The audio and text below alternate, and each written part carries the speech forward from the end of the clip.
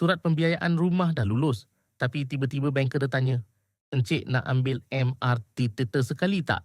Atau encik ada MLTT sendiri?" Masa ni, ramai yang akan mula garu kepala.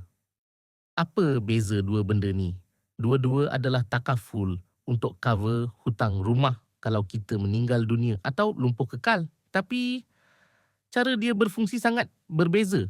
Salah pilih bukan setakat rugi duit, tapi waris korang yang pening nanti. Jom kita bedah dua-dua pilihan ni secara adil.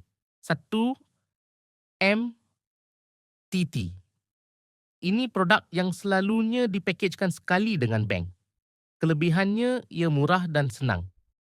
Kos boleh masuk sekali dalam pembiayaan. Jadi korang tak payah keluar cash tambahan. Tapi kekurangannya, nilai pampasan akan menurun setiap tahun ikut baki hutang. Kalau jadi apa-apa, waris cuma dapat geran rumah, tapi tak dapat baki tunai. 2. MLTT. Ini pelan perlindungan peribadi yang korang ambil asing. Kelebihannya, nilai pampasan adalah tetap.